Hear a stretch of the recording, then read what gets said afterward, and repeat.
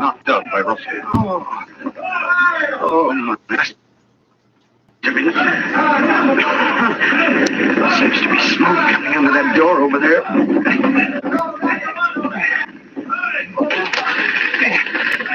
The cafe's on fire. I've got to get out the back way. Help! I can't get out! Help, Parcel! Don't leave me in here! The cafe owner. I'm hurt. A hanging lamp fell hit my head. Look. Table over on my leg. I think it's broken. Get me out. Help me. I'll move the table. There. Now I'll try to get you off. I wouldn't blame you if you took me. I'm pretty heavy. Don't worry. I think I can manage. You got nerve, Marty.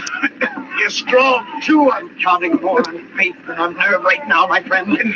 Easy now. Maybe you better. Hey, look out! Parson! Parson! That bean clipped him. We haven't a chance. Help!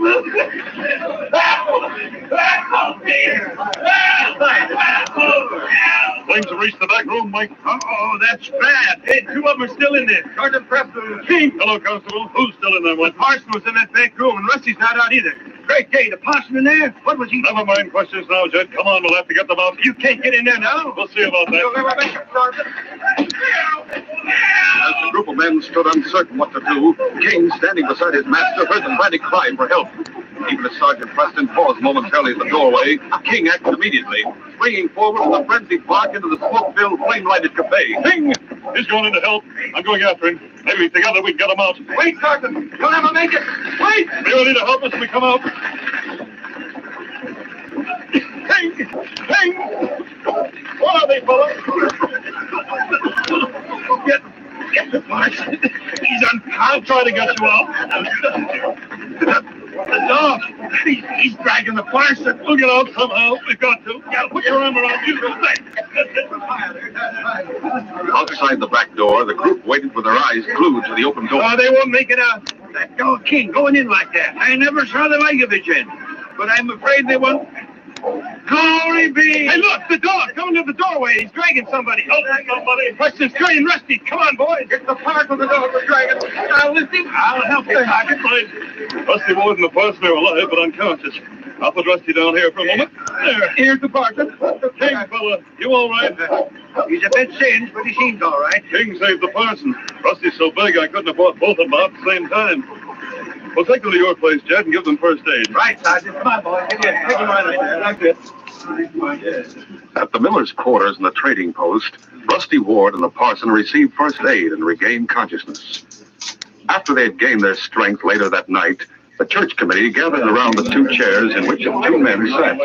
Reverend Meadows, we were concerned, of course, as to why you were in the cafe, but after getting the facts from Lou Martin, we decided the committee should give you a vote of confidence. Thank you, Mrs. Miller. Well, of course, Parson. We should have been more careful.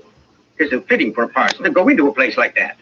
With you being so meek and short, and those men so big and tough. Hold on, Banker Weeks. Lou and I can tell you he may be short, but he isn't meek. And Lou can tell you he's plenty tough, too. He fooled me. Tossed me around plenty in that back room. Oh, What's that you're saying? Sure. A parson acting tough. The church can be militant as well as meek when necessary, Mrs. Miller. The parson come in after me because he has faith. If that's what his religion means, then I'm for it. I did him a dirty trick, and he tried to save me. No, nobody's going to say anything about Parson Shorty Meadows while I'm around. Parson Shorty Meadows? What a thing to say. I used to be called Shorty Meadows in college, Rusty, so don't be embarrassed. Say, I've heard of a Shorty Meadows who took top honors as an athlete at California University a few years ago. Could it be that you... Yes, I'm that Shorty Meadows, Sergeant. I took up boxing and wrestling, too, as sort of a defensive measure. Then I went to the theological seminary. Hey, Thunder, it looks like we got a fighting parson after all. Mercy, I had no idea we'd get a parson. Shut up, Sarah, you jabber too much. You got the spiritual worth you want in Parson Meadows, and we got the toughness we want in Shorty Meadows. Parson? Yes. Since you prefer to convert Rusty and Lou instead of prosecuting them for what they did to you, I think the constable and I can forget the matter. That's right. But I wonder if King is willing to let him off. He don't like men who pull dirty tricks. What do you say, King? Seems to me that as far as King and I are concerned, this case is closed, eh, fella?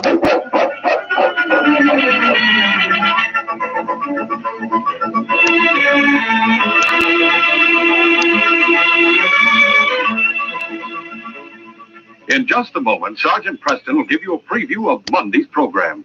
Hurry, time's a-wasting. Don't miss your chance to win a bike, a shiny new Schwinn Deluxe Autocycle. Our big new Quaker Pot Wheat and Rice contest offers 101 of these fully equipped bicycles, each worth more than $79. Enter today. Finish this sentence in 15 words or less.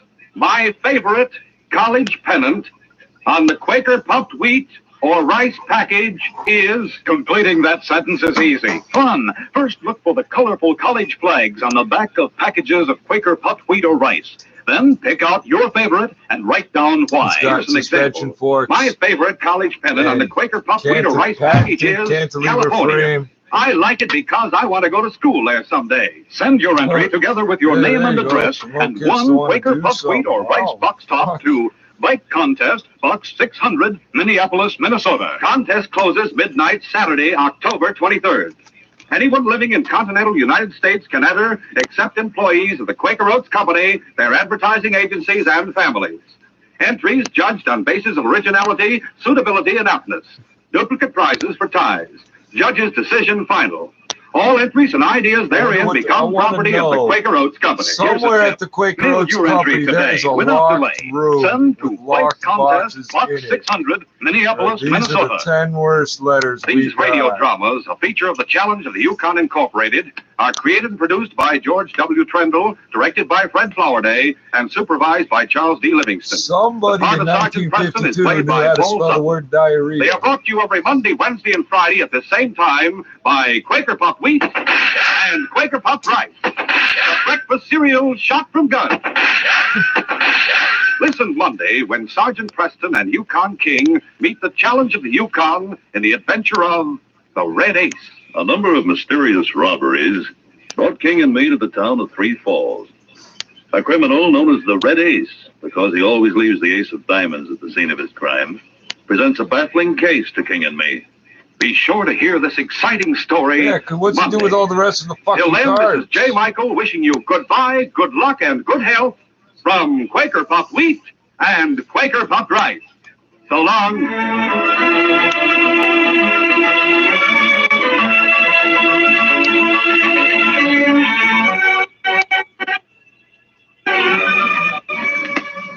This is ABC, the American Broadcasting Company. Just in case you thought it was the Australian Broadcasting Company.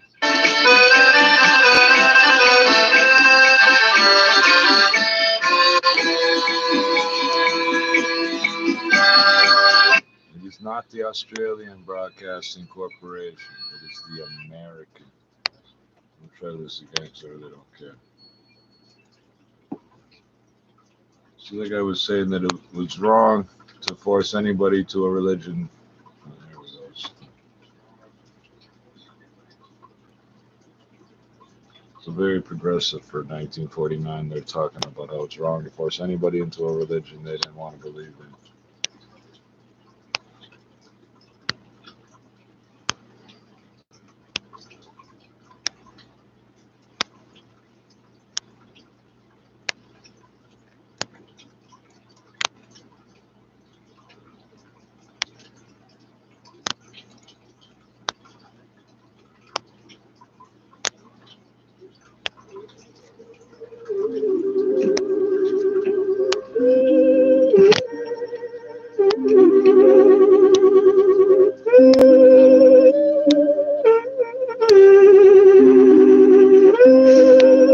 Yeah. Get it, yeah.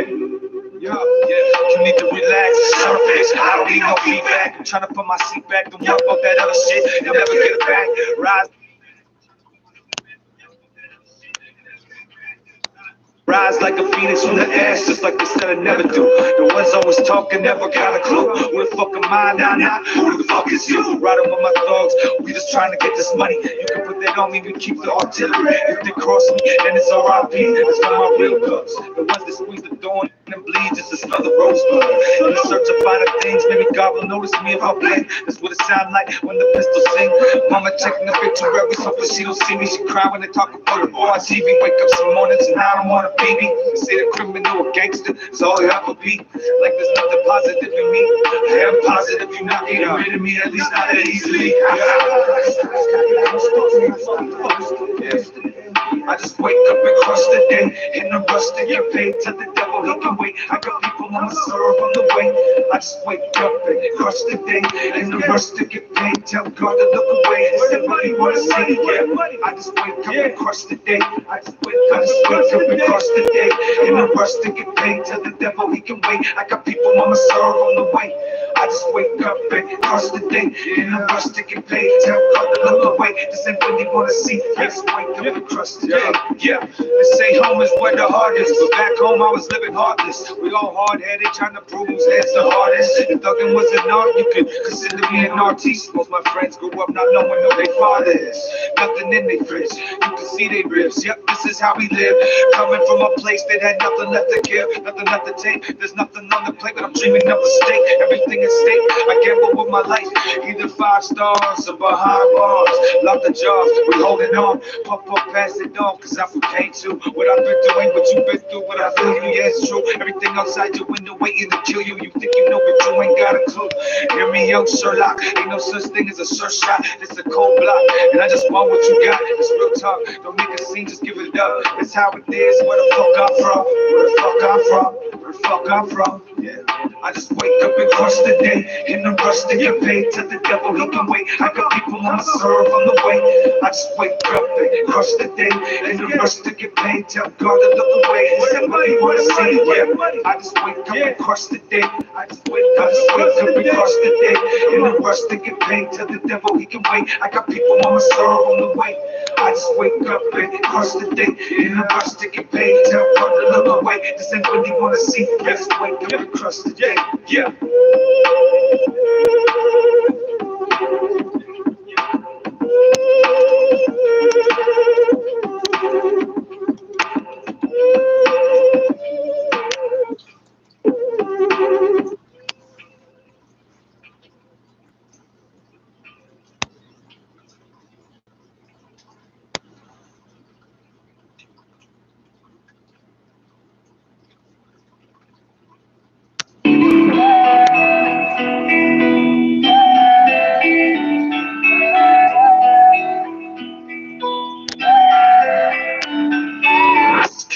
I'm the realest, the hottest in the city, regardless of the city I'm in. Getting paid for my rhymes, black proceeds of crime. When I flow, it's divine. Let me show you how to shine. In this moment of time, I need to hold something to know that it's mine. If I slip and I fall, who gon' catch me? If I'ma fuck it all up, or you just gon' stand there and let me with friends like these. These enemies, close my eyes, I don't wanna see. Said most of the world, so it was, so it'll be. Until we wake the fuck up, yeah, I've been a G. But that ain't all the history.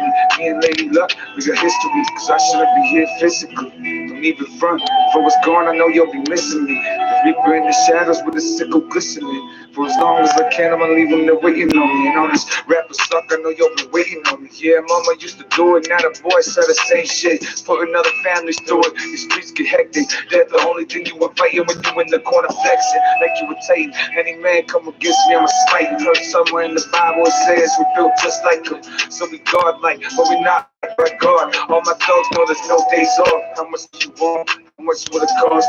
This if you bet it off. My life moves too fast. Tell me how to hit bars. All I know is gas. How he be the spark. About to set it off. Been a blast. I got hard times in the rear view. Something in the deck I cannot do. I got hard times in the rear view. Something in the deck I cannot times in the rear view. Something in the deck I cannot do. You had a hard life, me too. Don't worry, I got something in the deck we cannot do. Keep hard time. In the rear view. Something in the deck I cannot do. You had a hard life, me too. Don't worry, I got something in the deck. Oh dear. Yeah.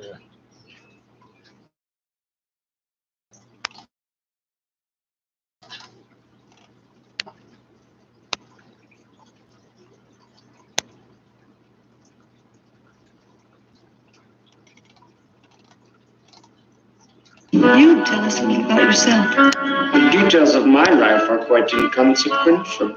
Oh, no, please, please, let's hear.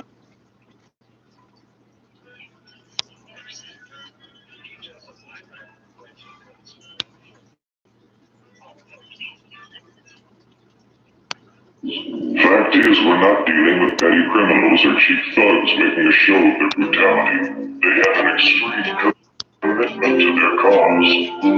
They're willing to do anything, no matter how vicious another hand. And it's all the same to these people. Anything. To attain their I told the judge I need to have it. For that money, that coin, I'm an addict. Still screaming, fuck you dead, homie. So I guess this life is more than just a habit. The day was a good day, but the night comes and watch darkness falls. Up the walls they crawl, demons and all. How is it that I'm always involved? My life is one big wrong, never to be solved. I'm walking at a pace to see more like a crawl. But trust there ain't no time to pause. I pulled the weapon out and leave him dead just because. Bro, you care? I keep it extra slug. I'm sick of holding the paper, seeing buckets of me bug. You'll be a pretty boy after we fuck your ass up. I hope the girls like multiple scars and rest in peace tattoos. Don't worry, dog, you can have some soon. And all your homeboys can have some too. What else can I do? You shooting at me, you shooting at you. It's never over till I say it's so. And even when I say it's over, trust me still, cause my intent is to kill. I let this verse speak the evidence to send me to jail. Life is precious and that is divine. They say those that search will eventually find. I think they up they fucking mind, cause I still ain't found mine. And yes, I guess I am a little greedy, taking more than I need from the needy. But believe me, if need be, I do what it takes to get you shaped. In critical condition, breathing from an oxygen you take. Ruthless will represent central. A warrior murderer shit all over this instrumental. Life is simple, just follow the rules and you can't lose. I still suggest you take the time to lace up the shoes. Every day ain't no other way. Slang beats the fucking gang, summer wine, pushing every day and night. We in the game, live the 50 way, where we sick and same way, win the bag, where we ride. We from a place where they get the bait, they get hit from strays and they drift away. Be alright. In the guts with the hustle bang, ducking when the muscle ain't got the lane, where we ride. Got the lane, stuck and straight, popping on the chain, ain't no other way, trying to find something with the pain, stuck up in the maze, struggling, we hustle for the day, to be boy, slinging, getting something we wanna play, sucking from the bag, brothers first admit to be slang, we from a place where there's more hate, and it's the same, it's where the criminal state, with fingers gripping the gauge, and the kids are insane, way, with infinite way, and every flip we doing business, getting rich in the game, meeting all the dreams and wishes off a break of the game, in the bigger the Oh, I didn't post the link or nothing.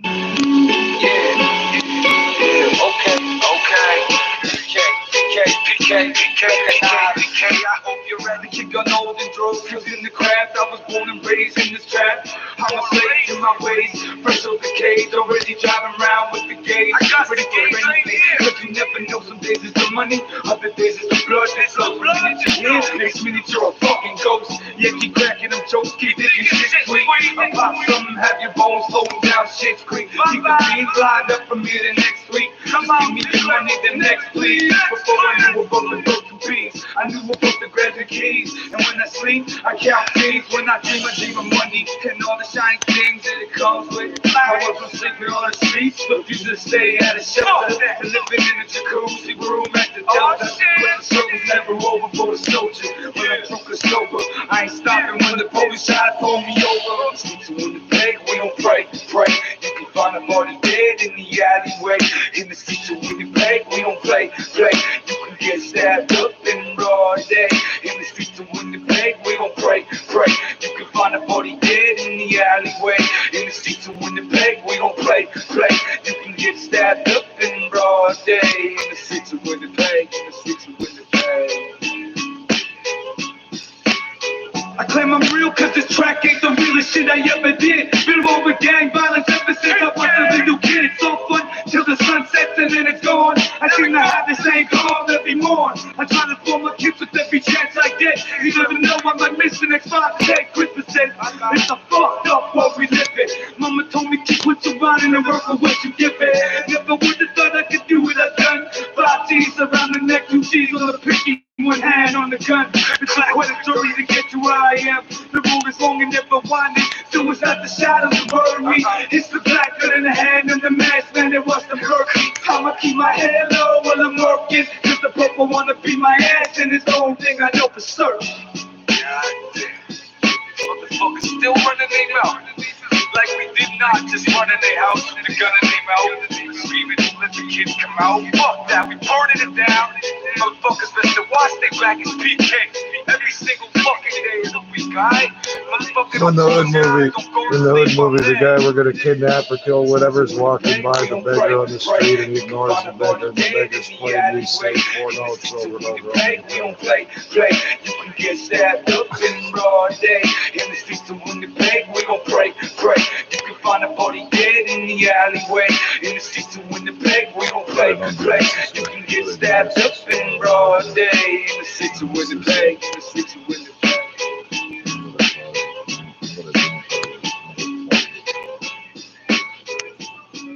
I'll click here really quickly.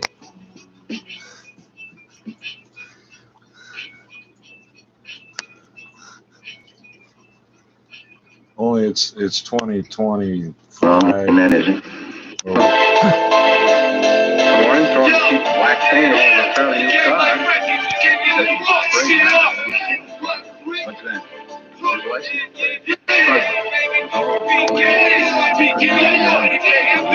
What led you to believe he just finished painting his car? It'll be 2025. And it's not in Mexico, it's in Winnipeg, but it's just dry, dusty, and hot as fuck. Well, I don't know. Was it worth bothering you guys about? You bet it was, Mr. Willis. I can't tell you just what it means now. Maybe it doesn't mean anything, but certainly it's out of the ordinary and worth reporting to the police. Well, sure. I'd like to see you boys find it. The beautiful part about having pigmentless skin is it's pretty rotten in Denmark about that one, huh? Maybe we found a hole. Maybe. Friday, I'd like to have you and Romero help out in the next step. What's that?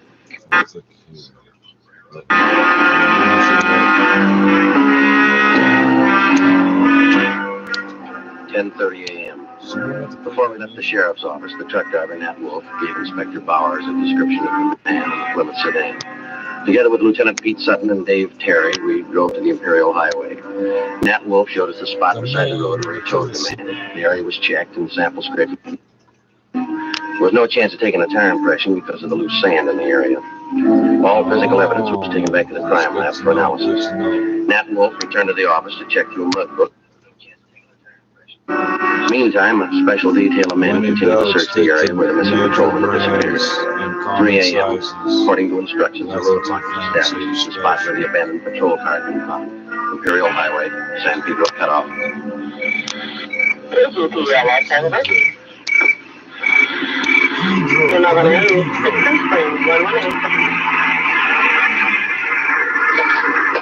Radio sounds as bad as the United Nations. Police business? Yes, sir.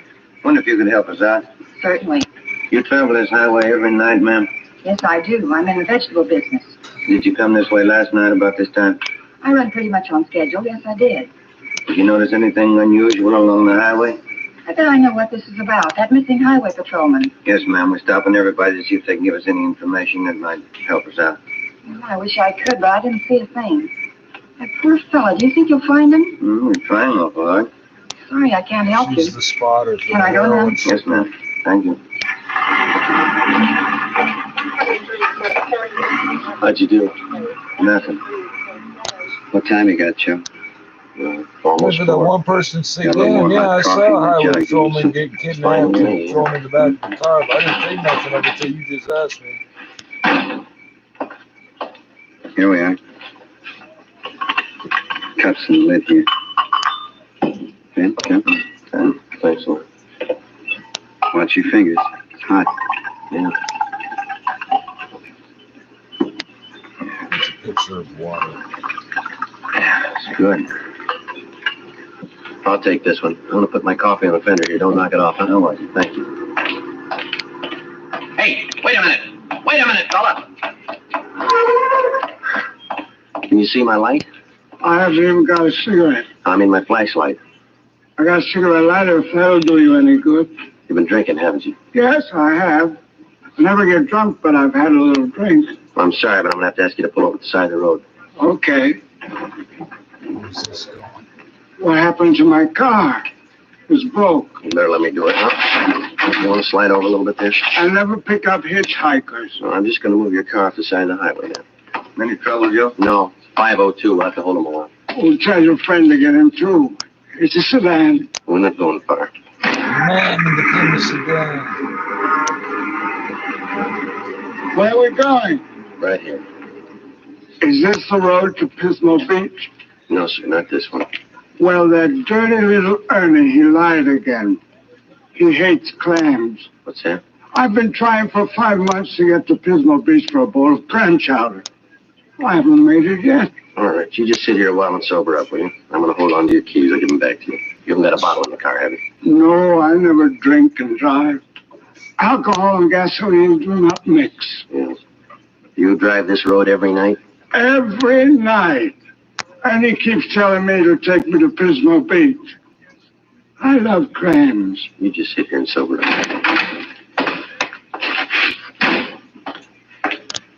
Happy drunk? Yeah, he's too drunk to drive. Yeah, getting along towards daylight. Where'd I put my coffee? No, I put it over here, Joe. Afraid we knocked it off. Oh, thanks.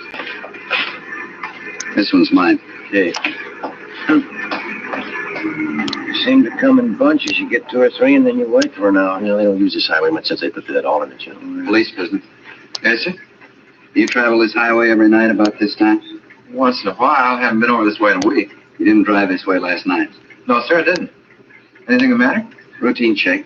Thank you very much. You can go on. Nothing. Yeah. Well, it looks like a hopeless job, doesn't it? Business is picking up. Here comes another one. Looks like one of your sheriff's cars, Pete. Yeah. Reynolds, homicide. Pete Sutton? Yeah, Reynolds. You can pack up. They found him. Is he all right? 2 bullet holes in the back of his head.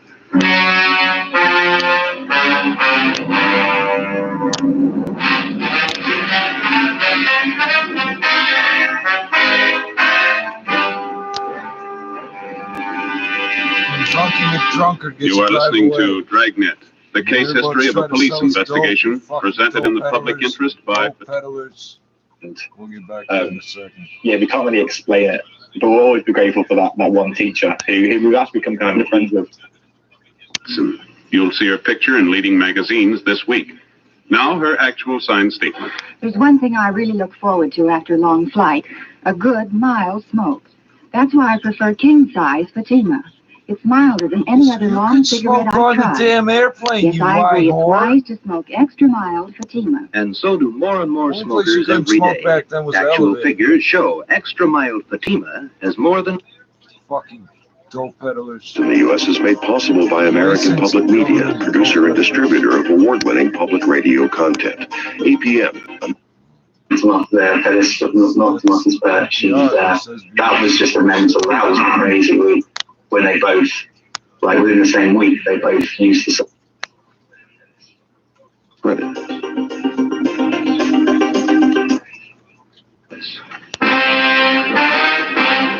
Dope peddlers. 5 a.m. Tuesday. The body of Highway Patrolman Eugene Brewer was found half buried in a shallow grave approximately 4.5 miles from the point where his car had been found standing on the highway. The scene was roped off, photographed, measurements were taken, and the area carefully gone over for any physical evidence. A few scattered residents were again checked and asked if they'd heard gunshots. Since the nearest dwelling to the place where the body was found was 2 miles, there was a possibility that they could have not heard the shots. No one could give us any further information. The coroner's autopsy showed that Patrolman Brewer had been shot 3 times in the chest, 1 bullet directly entering his heart. He'd also been shot twice through the base of the skull. 1 p.m. Wednesday. I get it. Homicide, Friday. Pete Sutton, Joe. Yeah. Just had a call from our Hollywood substation. Woman reported her car stolen on Sunday night. Thought the guy was going to bring it back. That's why she didn't report it sooner. What about it, Pete? It's a Plymouth sedan, last year's model. Same type the truck driver told us about. Sounds good. We already have a broadcast out on it. We're putting out an APB now. You want to check and see if they got it on tonight's hot sheet? Right. Anything on the guy who stole the car? Boyfriend of the woman who owned it. He left her in a restaurant and got away with her car. You remember the description of the guy the truck driver helped out Monday morning? Mm-hmm. The guy that stole this woman's car, it's the same. Yeah. Still doesn't prove he had anything to do with it. Doesn't prove he didn't. Together with Pete Sutton and Dave Terry from the sheriff's office, we drove out and interviewed the woman whose car had been stolen. She told us that the man who had taken her car had also been seen in the company of one of her girlfriends, a Miss Helen Farrell, who worked as a cashier at a Hollywood theater. The Farrell girl identified the man as Mike Lupino, and she gave us a snapshot of him. She also gave us his last known address. We had no actual tie-in between the theft of the woman's car and the murder of patrolman Eugene Brewer, but the circumstantial evidence made it at least worth checking out. The only car known to have been in the vicinity the morning of the murder was the car the truck driver, Nat Wolf, had reported. The same make and model car had been stolen the night before the killing. The general descriptions of the man from two different people tallied closely. We figured before we'd pass this lead by, we'd check it out all the way. 4 p.m. Wednesday, we met with Inspector Bowers at the sheriff's office.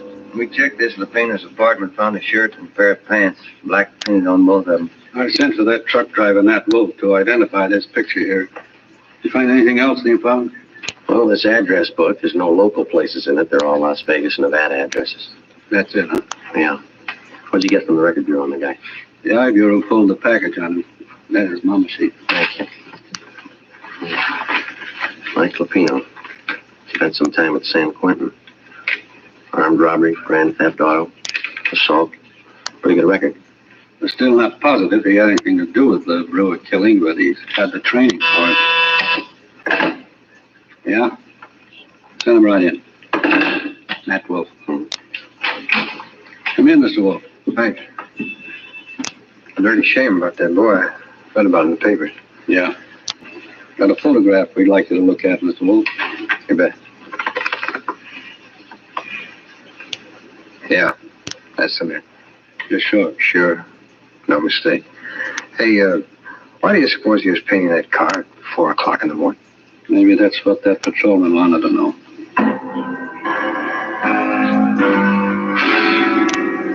We waited for an answer on the APB. 2 days passed. Saturday, June 9th. We received a phone call from the Las Vegas, Nevada Police Department. The stolen black sedan had been found in the downtown area of Las Vegas. We requested them to put a stakeout on the sedan and asked them not to disturb either the car or its contents. Together with Pete Sutton from the sheriff's office, Mark Benson from Highway Patrol, and Ray Pinker of our crime lab, we flew to Las Vegas. Pinker checked the stolen car. Embedded in the rear seat were 2 spent bullets. There were also bloodstains on the seat and on the floor of the car. Pinker flew back to Los Angeles where the evidence was analyzed. The bullets found in the car were fired from the same gun as the bullets found in the body of the dead patrolman. Fingerprints lifted from the stolen car matched those of Mike Lupino. Saturday afternoon, we checked in with Chief Harry Miller, Las Vegas Police Department. This is all you've done on him, huh, Chief? That's most of it, yeah. Since we staked out that black sedan, I've had the town covered for Lupino. No one saw him abandon that car, huh? No one we know of, no. Had good cooperation from newspapers. Story's been on page 1 since the thing broke. Anything come of those names we got from Lupino's address book, the ones we phoned for you? Let's see, I got the list right here. Yeah, here we are. These are the ones my men have checked out already. George Connolly, nothing there. Harry Carlson, he and his wife have been checked out, nothing there. William Spencer, nothing at his place. We've got them all staked out. At least 2 to go, huh? That's right. We're checking the last 2 now. Nothing from the railroad stations, the airline? They've been covered ever since we got your phone call. Yeah, I could be wrong, but I think your man's still here in town. Any reports on it? A couple of wild ones, nothing definite. Checked them out. Had one this morning from a dealer at one of the clubs downtown. About 10:30 this morning, he saw Lupino playing the 2-bit slot machine. We showed him his mugshot. He swears it's the guy. Yeah, all we can do now is sweat it out, huh? My men have covered everything. I don't know what else we can do. Yeah. Excuse me, sir. Chief Miller. Yeah? You sure it's him? No, don't try to handle it alone. Keep the place covered the best you can. We'll be right out. They found him. Two Las Vegas detectives named Billings and Vance answered a phone tip from a grocerman in the east end of town. He said a man had been buying groceries from him for the past 2 days and lived in the apartment house above the store. The two detectives showed the grocerman Lupino's mugshot. He gave a positive identification. They then checked with the apartment house manager. After looking at the mugshot, he identified Lupino as the tenant in apartment 10B. Detectives Billings and Vance staked out the place until our arrival with enough men to cover the area.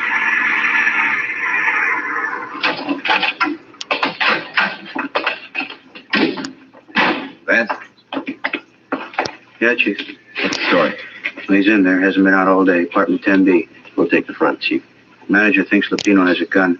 Maid was cleaning the apartment, found some loose slugs in the dresser drawer. You still want it, Friday? Oh, it's our headache. Joe and I will go in, Chief. Right. Vance, get some men up on the roof to cover. We've already fanned him out around the building. I don't know what they tell you in L.A. on one of these things, but here we tell them to be careful. Right, Chief. Yep, let's go.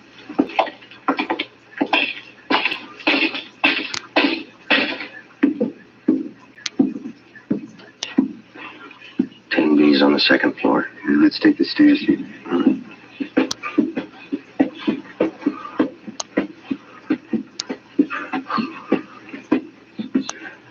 A long way up, isn't it? Yeah.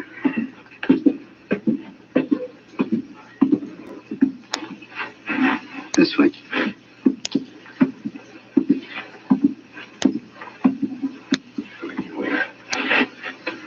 You cover, huh? Yeah.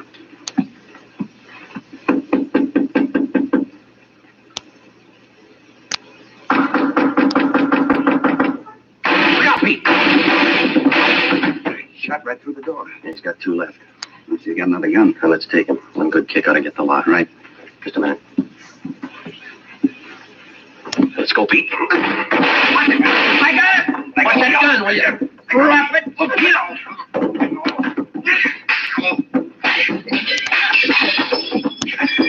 Let it alone, Lupino. I got it. All right, come on, get up. You all right, Pete? Okay. We get the cut. What's the big idea? You tell us. You killed that patrolman. He got tough. You didn't have to kill him. Spotted the stolen car. What else could I do? Come on, you. He had as much chance as I did. That figures. Yeah. 2 bullet holes in the back of his head. The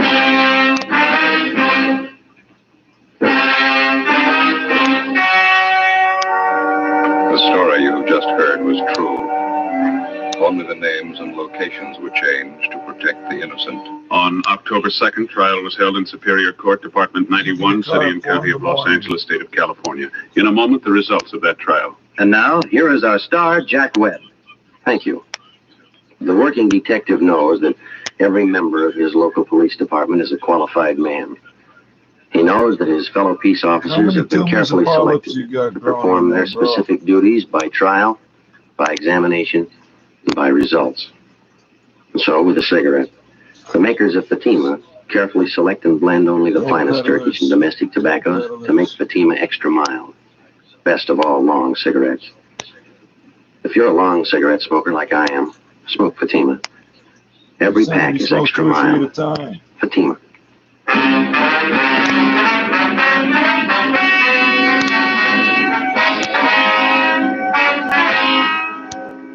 Michael Everett Lupino was tried and convicted of murder in the first degree. The jury failed to recommend the death penalty. Lupino is now serving his life term in the state penitentiary.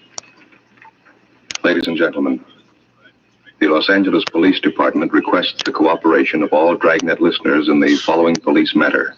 The Los Angeles Police Department would like every and any information regarding a gun fitting the following description.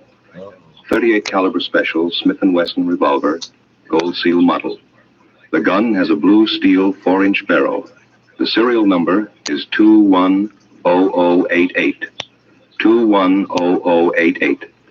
If you have any information as to the past or present whereabouts of this gun, contact W.H. Parker, Chief of Police, Los Angeles, California. This is a very important matter. All information furnished will be held in strictest confidence. Thank you.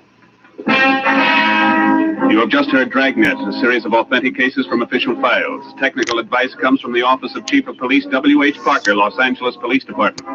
Coming up, Duffy's Tavern. 3 times mean good times on NBC. Fuck Duffy's Tavern.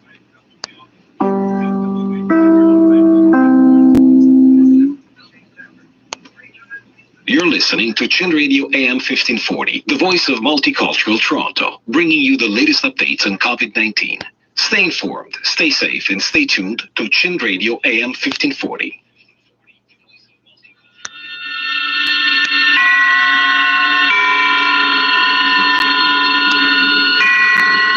Roma Wines presents Suspense.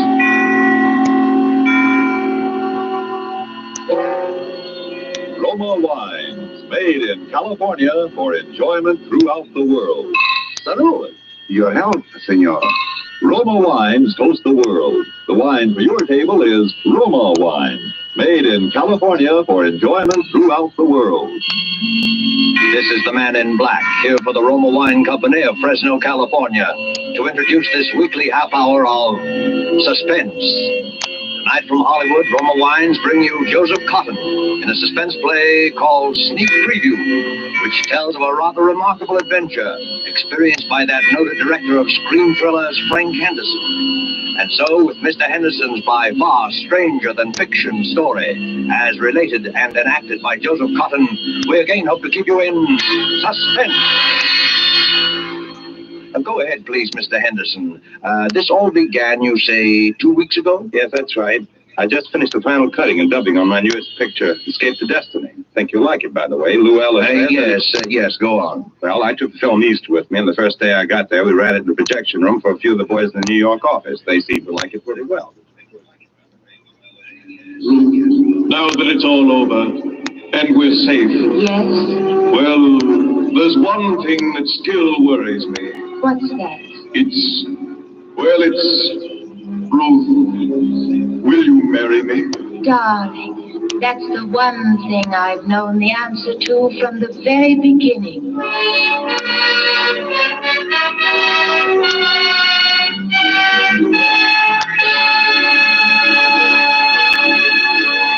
Well, boys, there it is. Frank, it is but terrific. It's the best picture you've ever made. Oh, it's great, great. Hitchcock will absolutely quit. No kidding, you really think so? I do, Frank, honestly. I think it even tops Perilous Journey. Definitely. It's solid box office, Frank, solid. Well, it's all yours, boys. I can't think of anything more to do to it, though we might lighten the music a little under that scene of the wine fellas. I'll get it. Hello? Who? What does he want? Okay, put him on. Hello? Yes, this is Frank Henderson. Who? I don't think I know any Captain McNeil. Oh, well, may I ask why the chief of the Security Bureau wants to... I hope there's nothing wrong. I see. All right, I'll be there. Who was it, Frank? Somebody at police headquarters. Police headquarters? What do you want? That's what I'd like to know.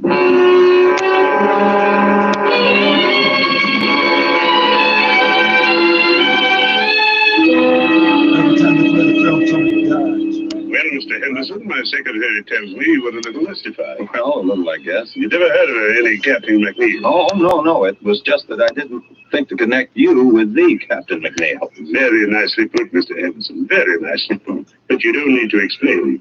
There aren't so many people as you'd think who'd ever heard of any Captain McNeil. An undercover agent isn't very much good if everybody knows him. Oh, I guess not. Mr. Henderson, when I heard you were going to be in New York, I just couldn't resist meeting you. Oh, You see, Mr. Henderson, I'm probably your greatest living admirer. Well, thank you. I guess I've seen every picture of yours since the first one you directed, most of them 3 or 4 times. I'll have to remember you in my will. You know, you'd have made a first-class professional detective. I'm not so sure about that. There's a lot of difference between fact and fiction, I guess. Not so much. I've always followed the reasoning in your picture with complete agreement. Well, I'm glad to hear that. Yes, but with one exception. Huh? What was that? I couldn't go along with you there. It was in your 5th picture, Murder in the Morning. You remember near the end of the picture where the killer has the detective and his pal at gunpoint in an empty room? I remember. The friend is allowed to leave. He's helpless anyway, unless... And here was the point. Unless the detective is able to get over certain vital information to the friend in the presence of the killer, but without his knowledge. You remember? Sure. And when the friend is leaving, the detective hands him his hat. And inside the hat band, he slipped a piece of paper with the information on it. Is that what you mean? Exactly. And that's where I disagree. Although I realize it probably wasn't your fault. Probably the writer or the producer. Oh, no. As a matter of fact, that was my own idea. Hey, it's too simple, too unimaginative, if you'll forgive me the word. No intelligent criminal would allow a thing like that to happen right under his nose. But the way the thing was done, I thought... Even so, how is the friend to know that this paper is under his hatband? Oh, would you see? It isn't something you're likely to notice. You don't look under your hatband every time you put on your hat. I know, but it's far too fetched. It's not true to life. It's fiction. Excuse me a moment. Hello? Yes? Yes, I see. We'll be down in just a few minutes. Pardon the interruption. Well, not at all, Captain. I really ought to be going. I've kept you too long. Mr. Henderson, I wonder if you're interested in real crime. Real crime? Have you ever seen an actual murderer? Well, you do make me feel like an amateur now. No, to tell you the truth, I never have. Come on, then. It might give you an idea. It's down the hall. As a matter of fact, I've never seen this particular murderer myself. But you know he is a murderer? Sure. Not much like a character in one of your pictures, though. There's nothing romantic or exciting. Was he clever? Yes, indeed. His career has been 20 years. There's never been enough evidence to convict him. There isn't even a photograph of him. Here we are. But if you don't know any more than that, what charge are you holding him on? Charge? You don't need any charge when you hold him here. There he is. Oh, dead. Dead, at last. How did he die? Shot in the back. We found him in Central Park. Well, there you are. Gregory Sarko. Murderer, spy, drug addict, and about everything else in the book. Know who killed him? Who knows? Who cares? There are plenty of people who'd have been happy to do it if they dared. I suppose he had identification on him. Sure. Bankbook, wallet, a few consequential papers. Is that all? That's all. Oh, a little money, a handkerchief, a tin of aspirin. Aspirin? Sure. Criminals have headaches just like other people. It was aspirin, I suppose. We professionals may not be romantic, Mr. Henderson. We are thorough. Oh. Yes, it was aspirin. I remember you saying he was a drug addict. So that was all he had on him, huh? That's right. Nothing very sensational or exciting. No clues. Now, what about that bank book? Was it in his own name? Oh, he had a lot of names. Gregory Sarko was the one in the bank book. His own, by the way. Why? Because a perfectly crazy notion has just entered my head. For a new picture? It could be, but... Well, here am I in New York, little time on my hands, and well, the guy intrigues me, that's all. A dead man intrigues you? His life intrigues me, sure. Finding out more about it intrigues me. What's the difference? The guy's dead. What have I got to lose? Well, now, I don't want to say it's likely, Mr. Henderson, but it's possible, just barely possible, that you might lose your life.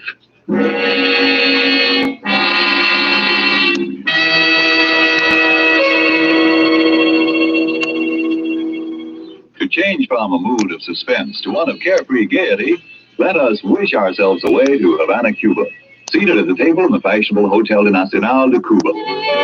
Near us, a group of Cubans are entertaining an American visitor. Our American has just remarked that in point of great enjoyment, the Cuban rumba is one of America's most delighting imported dances. Then, raising his wine glass, the Cuban host responds, then we have perhaps discharged some part of our debt to you Americans for this wonderful tasting wine that gives us such great enjoyment. It is wine that Cuba imports from your faraway California. It is Roma wine. Americans didn't have to wait for wine connoisseurs of other lands to discover the greatness of California's wine districts, the superb quality of Roma California wines. So many millions made this discovery for themselves that Roma wines have long been America's largest selling wines. But these millions discovered something more. In Roma wines, they discovered an easy, inexpensive way to increase the delights of daily living.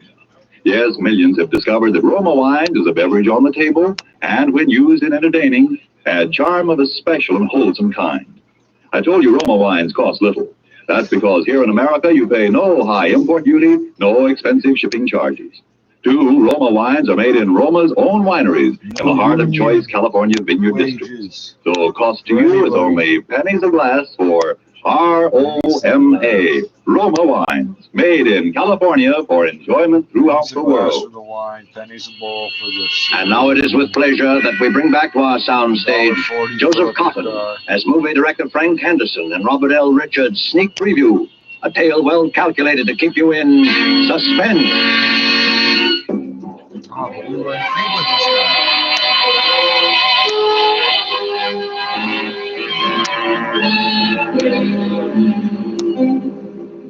I'm not an adventurous or even a particularly courageous man, and yet suddenly I found myself engaged in what might possibly, as the captain had said, be a fairly dangerous occupation. I pored for hours over Captain McNeil's file on Sarko, even persisting in the face of a sudden and somewhat mysterious reluctance on the part of the captain to have me do so. The next thing I did was to inquire at the bank, which had issued Sarko's bank book, and found out exactly nothing. I was pretty discouraged and about ready to quit when I went back to my hotel that evening.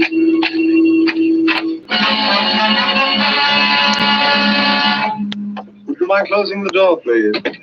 Thank you, Mr. Henderson. My name is Edward. How do you say? What's the big idea? No, Mr. Henderson. Keep away from the telephone. Are you threatening me with that gun? I regret it, Mr. Henderson. I deeply regret it, but unfortunately I cannot deny it. Listen, this whole thing is ridiculous and melodramatic. Mr. Henderson, why are you so interested in Gregory Sarko? Sarko? Yes, Sarko. Just what, if you will forgive a B-picture expression, is your racket? Racket? Oh, no, Mr. Henderson. I just like to make money, that's all. Look, Mr. Edwards, or whatever your name is, if it's any of your business, and I don't see that it is, my interest in Sarko is simple curiosity. I was talking with the Captain McNeil at police headquarters. He showed me his file on Sarko. Of that much I'm quite aware, sir. Well, if you know so much, what are you doing up here acting like a suspense radio character? It may sound silly to you, but it was just that I'd never seen a murderer before, alive or dead, and when I saw Sarko's body at police headquarters, I got interested. Mr. Henderson, would you mind repeating that? I said I got interested. No, you said you actually saw the body of Sarko? Sure. What's so terrific about that? Did you see his face? Of course. What did he look like? Iron gray hair, dark eyes. Yes. Mr. Henderson, we simply must reach an understanding. You've no idea what possibilities this opens for me. Well, I'm no mind reader. Mr. Henderson, may I have your word that you will do nothing unreasonable if I put away this gun? Okay. Thank you. I must administer my eye drops. My eyes are very bad. Have you noticed? I thought you might have a cold. No, nothing so simple, unfortunately. Congenital weakness. There we are. Now, Mr. Henderson, my interest in all this is very sordid, I'm afraid. Money, to the extent of, shall we say, $300,000. Oh, nice tidy little sum. Half of that sum could be yours, Mr. Henderson. You'll forgive me if I don't jump at such a handsome offer without knowing a little more about it. I might have realized, I suppose, that mere lucre was not paramount to one of your position. Let's leave paramount out of this. But, Mr. Henderson, it so happens that I can put you in the way of quite a bit of rather special information about Sarko. I shall write several of them down for you here. That's just fine. Write several of what down? Names, addresses, places where you can discover what you want to know. Okay, what's the catch? Mr. Henderson, you must trust me. What do you want? I want very little. But when you've seen these people, and when what they tell you suggests that there is still more to know, come to see me. I've written that address down, too. Good night, and good hunting.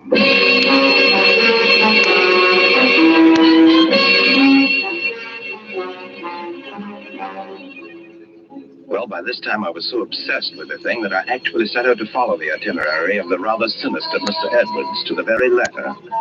There was a man serving a life term at Sing Sing. His name was Colette.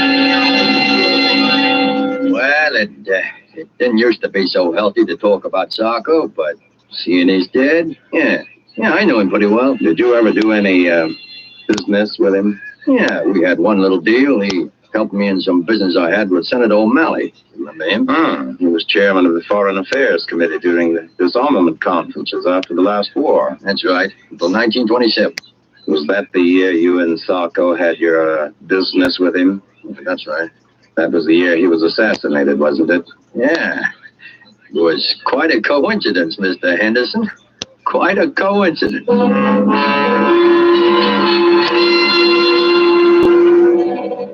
Sarko, huh? I just hope he didn't die easy. I don't think he did from the looks of him. Maybe there is some justice after all. Are you quite sure he was a drug addict? Huh. How do you think I first learned to take this stuff? At the convent?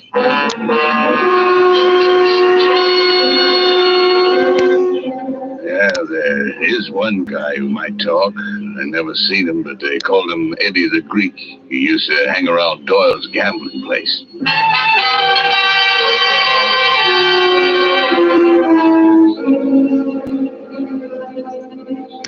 Oh, you see, Mr. Henderson, it all turned out rather well from your point of view, didn't it? In a way. But there are a few little pieces of the picture still missing, eh? You see, that's why I dared hope that you'd come back to see me. That's fine. What about Eddie the Greek? Oh, yes, Eddie the Greek. I hope it won't be too great a shock if I have the strong impression that Eddie the Greek is one of your pseudonyms, Mr. Edwards. Oh, very good, Mr. Henderson, very good indeed. Yes, I have been called that on occasion. Then what's the idea of the wild goose chase? You're supposed to know more about Sarko than anybody. All in good time, Mr. Henderson, all in good time. At the moment, there is a rather more pressing matter. No, is there? Oh, yes. There is the little matter of the $300,000. Look, I'm in a business where they pay pretty good dough, but nobody can earn $300,000 just overnight and be on the level. But, my dear Mr. Henderson, there is no question of earning. Okay. You tell me. Well, it's really quite simple, Mr. Henderson. With the information you possess, together with the information I possess, there is a very liberal and sensible gentleman of my acquaintance who will give us $300,000. Blackmail, huh? Oh, but what possible objection can you have to the transfer of $300,000 from the pocket of one scoundrel to the pocket of another? None, I guess, except that I just don't want to have any part of it. Oh? Not even if it meant your coming into the possession of the final, and I might say, the most sensational part of your missing information about Sarko? How do I know you can supply it? Oh, I have something here in my desk which I think you might consider sufficient proof. Yes, here it is. A photograph. But before you look at the face, read the writing across the bottom, please. To my good friend Gregory Sarko from Count Orlando Monticero. He's a quite famous Spanish gentleman, except that lately he's been engaged in some really very subversive activity in South America. Another face, please. But it's Sarko. Rather, shall we say, it is the man whose body you saw at police headquarters. But are you positive? Of course I am. Would you be so good as to write a few words to that effect across the face of the picture? Why? Because I must be sure. And even on our brief acquaintance, Mr. Henderson, I know that you would not write anything above your signature that was not absolutely true. Sure, if it'll make you feel any better, it is true. Yeah.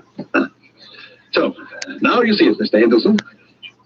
You saw this body, you alone, except for one or two police officers with whom I confess it is a little difficult for me to deal.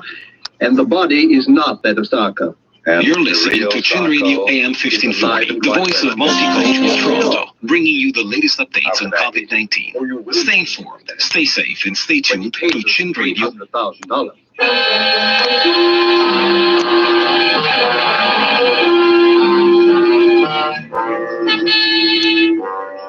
By this time, I had to go through with it. I could see the whole thing on film. What a thriller. I left everything in the hands of Mr. Edwards. A meeting was arranged, a hotel room, the hour 8:30. And there we waited for the man I traced all over the underworld of New York. A murderer, spy, dope peddler, Gregory Sarko. He's gonna kill you. Not nervous, are you, Mr. Henderson? Aren't you? A little. Yes, I must confess. Our visitor this evening is not what you might call an easygoing man. But we will not be murdered. No, we will not even be followed, at least not successfully. Where do you go from here? To my little apartment where you met me. It's the safest place in all New York. He met You you in don't his mind apartment. if I catch up on my notes while we wait? Your notes? My private file on Sarko. Oh, of course. You know, Mr. Henderson, sometimes I fear that you might think that I've not been quite as candid with you in this matter as I might. There are one or two little things, aren't there? Your own connection with Sarko, for instance. Naturally, but I honestly believe that once you just... Will you stand by the door, please, Mr. Henderson? There will be no shooting. This gun is just in case. You may open the door now, Mr. Henderson. Come in. Good evening, gentlemen. Captain McNeil. Surprised to see me? Naturally he is. But an appointment has been carefully arranged for Mr. Henderson to meet the arch criminal, sir.